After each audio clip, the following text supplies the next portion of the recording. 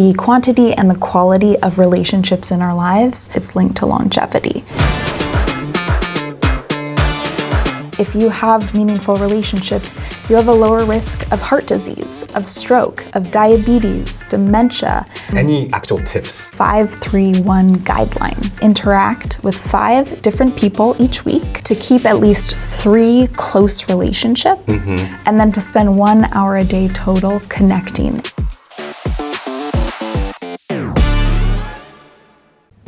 Kasley 101始まります。今日のテーマはですね、つながる技術と、孤独の解決法です。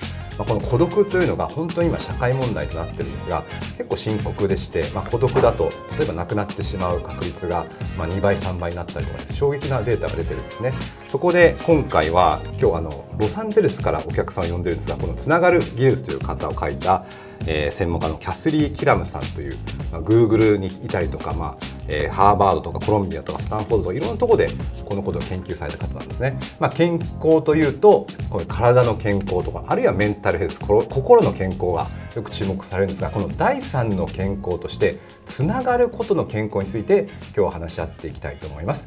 では早速ゲストをお呼びしましょう。So, Kasley, welcome to our show. Thank you so much. Arigatou gozaimasu. I'm so happy to be here. You speak Japanese? Oh, I wish. Oh, no, okay. That's the extent of my knowledge. So, congratulations on your new book, The Art and Science of Connection. Thank you so much. It says つながる技術. So, I think this concept of social health is pretty much new to our Japanese audience. Could you just quickly explain what social health is? Absolutely. So if we typically think about our health, we think about our physical health, right? Our bodies, strengthening those. Increasingly, at least in North America, we also focus on our mental health. Right. So thinking about our minds. Social health, in contrast, is really about our relationships and the importance of connection and community. So at this point, we have decades of research in North America, in Japan, in many other countries, showing that the quantity and the quality of relationships in our lives actually influences so much more than just how happy we are.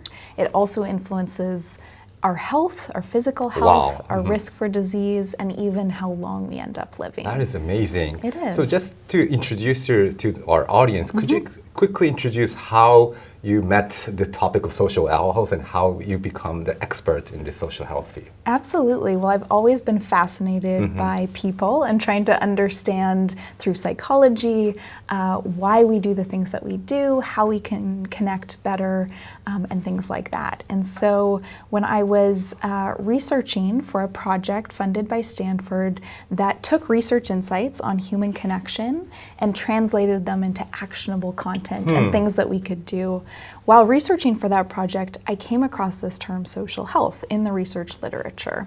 And I'd never heard it before. And it made a lot of sense to me to explain the fact that our health is physical, mental, but also social. But when I went to find more information about it, there really was very little at that time. And I thought that this was a concept that really needed to be developed more and that could be helpful and help people realize the importance of connection in their lives and then begin to help us take concrete steps to be more connected. I'm just curious, you joined Google. Why Google? Yeah. Oh, well, it was an amazing opportunity. I worked on a healthcare team called Verily within Alphabet, and I led community engagement. So my role was all about bringing people together, connecting people, community building for the purpose of advancing people's health and doing health research. So it was a very exciting opportunity. And actually just yesterday I visited Google Tokyo and did an event there. So it was great to experience So I asked this question because in Japan, Google is like a search engine. So Google and social health, it doesn't kind of link together. So yes. So more broadly, Google does a lot, and their parent company Alphabet has many different initiatives. And so I was in one called Verily that focused on healthcare specifically. Great. So today's discussion will break it down in 3 parts. Number 1, we'll talk about the concept of social health. And for the second part, I want to ask you like actual tips so our audience can understand. After they watch this show, they can start becoming social healthy. Wonderful. And for the final part, since you talk a lot about science, I would like to discuss the future of social health. So you just briefly explained what social health is, and I just took this chart from your book. Yes. We have physical health, mental health and social health. Physical health, we kind of know, very healthy, we aren't sick. And to gain physical health, we can like exercise or like, sleep. Right. And for the mental health, well-being, no anxiety, maybe we can try therapy or meditation. And for social health, what can we do about it? And what's the goal of social health? Yeah, the goal with social health is really about having relationships that feel fulfilling to us, making sure that we avoid or minimize loneliness for extended time periods. And some of the ways that we can do that are through regular interaction, through developing deeper relationships, through building community and feeling like we belong to something bigger than ourselves. And we can talk about more concrete ways to do that. But I think it's helpful to really understand that these three dimensions of our overall well-being are very interconnected. So when we strengthen our social health, that helps our physical and mental health, and vice versa. And so thinking kind of holistically about our health and well-being, we really need to elevate connection and recognize that it's not just a nice to have, it's actually as important as all the other behaviors that we do to be healthy. Could you explain the science behind it? Because you show a lot of research inside. So for common people, it seems that social health is important. It's like common sense. If you have friends, you're healthy. Yeah. But there are a lot of science behind it. Could you explain to us? Yeah, it's really interesting because intuitively, you're right. We kind of get that it's good for us. But it's also linked to very concrete things like if you have meaningful relationships, you have a lower risk of heart disease, of stroke, of diabetes, dementia, and a host of other illnesses. And at the extreme end, it's linked to longevity. And so we can think about why might that be, right? Why is it that interactions like this actually help our health? And one major component of it is that it actually buffers against a stress response in the body. So our bodies and our brains experience isolation and loneliness as very stressful. Our bodies know that we need people in order to survive and to thrive. And so when we lack that, it stresses out our bodies. Our brains recognize that. It triggers inflammation, it weakens our immune systems, and makes us more susceptible to disease. On the other hand, when we have those really positive relationships, that releases happy chemicals in our body, dopamine, oxytocin, things that help us be more resilient and stronger. So why would any person paying attention on this social health? Because you mentioned that you did some research and there are no real scientists or books about it. I mean, there was a lot of research on connection and community and friendship and these different interrelated topics. But I found that social health as an overarching umbrella was really helpful language. And what I've been exploring over the past now more than a decade is, does that resonate with other people? How can we really integrate this way of thinking into our language and into the behaviors that we take? Because it's one thing to, get a good night's sleep and exercise and these things, but if we don't have truly fulfilling relationships, we can't thrive. And I was surprised that even that kind of leads to the rise of death rates. Could you elaborate on that? Yeah, absolutely. So at the very extreme end, we see that people who are chronically isolated or lonely actually have shorter lifespans and a higher risk of premature mortality. So I think that underscores just how important it is. It's not something that we should take lightly. And at a time in our culture when we have a lot of loneliness, I mean, here in Japan, the government created the second minister for loneliness in the world. Next to UK. Yes, absolutely. And so this is increasingly recognized as a global problem. We have the World Health Organization that's said connection is now a public health priority. And so under that context, it becomes even more important to really redefine health as physical, mental, and social. So after you publish your book, do you think the concept is spreading around the world? Definitely, yeah. And the book has been a driver, and also there are many people, researchers, innovators, community builders who are also championing this concept and really helping to spread it. And I think together there's a movement underway where, at least in North America, we really see that we need to appreciate connection as so much more and talk about social health like we do other aspects. And it's a very serious issue. It's not very something serious. Love to have, but we need that. Exactly. Yes. It's not a nice to have. It's Mm-hmm. essential. Mm-hmm. It's essential for our health. It's essential for our longevity. And also it helps with productivity and things like that, engagement in our society. So the benefits are really broad-reaching. So now we understand how social health is important. We can move on to the second part. Any actual tips? Yes, yeah, absolutely. Well, I'm curious how they resonate in a Japanese culture. Okay. Of course, I'm not Yeah. an expert in that. And so I can speak to what I know from doing this work in North America.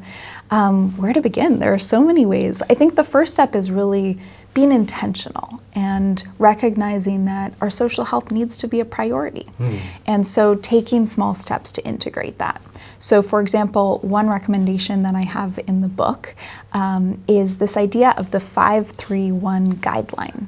So this is kind of a starting point to help you if you're not sure where to start. So the idea is to aim to interact with 5 different people each week, to keep at least 3 close relationships, and then to spend 1 hour a day total connecting in a So meaningful 5 people, way. do you mean colleagues, families, friends? It could include that, yeah. The point there is really that the research shows that we're more socially healthy when we have diverse interactions. Diverse. Exactly. So you can't just be only friends, but very diverse people. Exactly. So if you were only socializing with your romantic partner, your husband and wife, for example, that's a problem. We need to also have friends and coworkers and perhaps even strangers who we interact with in positive ways. Yes. Do you need to interact like 5 people this week, but different 5 people the next Not week? necessarily. It's Okay. just, it's more about having variety. And Got so it. maybe there's overlap. It's just about making sure that kind of each week we're having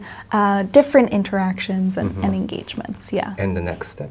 And the next step, so 3 close relationships. So it's really important that we have a few people in our lives that we can go deeper with, right? Who really understand us, know us, care for us, and vice versa. So those sort of closer relationships, maybe a best friend, maybe your romantic partner, or a family member, right? And I should also note that these numbers may be higher or lower for a given person. What's right for you might differ from what's right for me, but it's a starting point, yeah. So some people are introverts, and this might be a stereotypical viewpoint, but maybe Japanese people are very shy, and they like to be alone. Maybe alone is a positive term for them. What do you say to those people? Yes, well, it might surprise you, but I'm an introvert. Okay. Even you wrote this book Even about though connection. I wrote this book, Okay. yes. And I think it's really important to note that being socially healthy doesn't mean you socialize all the time. It actually can include having alone time and enjoying solitude. Where that becomes a problem is if the experience of it is negative. If you're spending time alone and you actually feel badly about that or feel like you're missing out on that deeper connection. So loneliness is different from solitude, which can be a really wonderful thing. Yeah. Glad to hear that, because meeting 5 people might be a burden It from might be. our audience Yes. and even myself. Yes, and also I think on that note, it's important to know for introverts, those numbers might need to be lower, right? For an extrovert, they might need to be higher. But that can be a starting point to then experiment and reflect on what actually feels nourishing to you. Because social health ultimately is subjective. You know, do you feel connected? Yes, wonderful. Then even if that means you're interacting with fewer people, that's okay, as long as your subjective experience is good. So are you saying that we need kind of a third place? Because in Japan, it's kind of a social issue that people only spend time in their homes or in their workplace. Do you think we need like a third place to interact, like volunteering or social activities? That's a really great question. I'm very interested in this topic. I think in a North American context, we put a lot of weight on the importance of third places. Right. So not just where you work and sleep, but also also these places where we can gather in parks. And I've certainly seen some of this in Japan. But yeah, I'd be curious to learn more about that. I think the significance of those gathering places is that it can bring us together, it can meet new people, gather with friends and family. And so there's definitely an importance of those. And the way that we use those spaces to actually connect meaningfully. Also in your book, you mentioned the experiment of if you're too busy, you have no space to help others. Yeah. Could you explain that to our audience? Yeah, it's really interesting in the course of getting to talk with a lot of people through this book coming out, I hear repeatedly, I'm just too busy. I don't have time to, hang out with that friend who I've sort of lost touch with, or do anything beyond the bare minimum because I'm working hard. And I think we can all relate to that. What I find inspiring is to know that a lot of studies show that even really simple gestures of connection can still be meaningful. Simple gestures. Yeah, so even a short phone call to a loved one, even a text message reaching out, these can have measurable benefits. Or like having a quick coffee with your colleagues. Absolutely, absolutely, yes. And so it doesn't have to mean completely overhauling your life. Even if you're busy, we can weave connection in small ways that are feasible. But do you think it's really important to be not busy? Because in your book you mentioned that suppose there's like a sick person lying down the street, and if the students are too busy, they won't notice the sick person, just walk through. But if people are, not busy, they can pay attention to the sick people and then afford help. That's right. Yeah. Yes, there was this fascinating study done where they tested this, and they found that the biggest predictor of people helping someone in need or not was how busy they were. And so what that shows is that if we're just running around, racing around all the time, we miss out on those opportunities for kindness and for connection and for recognizing each other's humanity. And so I do worry that at a bigger level, zooming out from the individual, that culturally and as a global society, we've created a pace of life that prevents us from being as socially healthy as we can be. It's interesting that you mentioned it's from the Bible, the Good Samaritan. Yes, that study, yes. Yeah, exactly. Yeah, and I think that kind of speaks to a longer standing resonance that we know from ancient times that these things matter, right?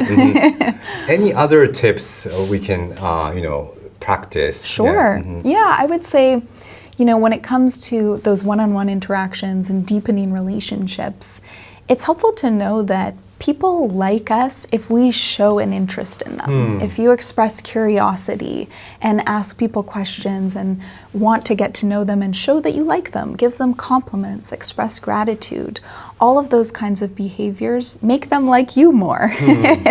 And so that's kind of a simple way to think about going about your relationships, right? By expressing curiosity, by showing gratitude, by complimenting people, by giving them that attention, they're more likely to give it back to you as well. I see.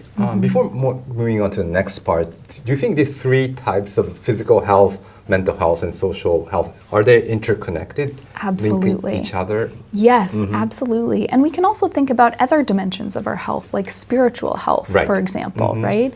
And all of these combine and coalesce to make us healthy, happy, and to live long lives. So do you think it's good to exercise, have some sleep, and also connect with people? Exactly, and to think about maybe fun ways to do those together. So if you like running, joining a running club where you can go, and then you're helping your physical health, you're helping your mental health because it's fun, and you're helping your social health because you're engaging with other people while doing that. How about technology? How about social media? Yes. How can we use social media in a good way? Yeah, well, I think what we're seeing and what many of us experience is there are pros and cons, right? And so it can be a very necessary tool. It can be a great way to stay in touch with loved ones who are far away, to find new communities, things like that. But when we over-rely on our smartphones to connect, that can be really detrimental. There was actually a survey I was reading about that just came out in Japan, looking at some of the biggest drivers of loneliness among Japanese. And one of them was spending 7 or more hours a day on our smartphones, right? That can be a big contributor to feeling lonely. And so that's one of the risks. I think another interesting area is AI and artificial intelligence. And increasingly, a lot of people use AI for companionship, for friendship, and so on. And I think that actually that can be part of the overall interactions that you have. But when we over-rely on that, and that becomes the only source of connection, that's a little worrisome. So why is that? Do you think human beings should be connected? Because I've introduced some people in Japan that they talk to ChatGPT for like hours and hours, and it's kind of improving their mental health. Yeah, interesting. Yeah, well, to that point, I think there can certainly be benefits. And when you're in a place in your life where you're having a really hard time, turning to a source that's completely non-judgmental can be beneficial. Non-judgmental. Right, or practicing conversational skills or things like that. I think, though, that there are very unique and essential benefits to human relationships, right? The research is pretty clear that in-person connection has unique benefits for our health and well-being. And so I want to make sure that we use AI as a tool and to supplement, but not as the sole source of our connection. So I asked this person why he's using ChatGPT because in Japan, social connection is pretty much complicated.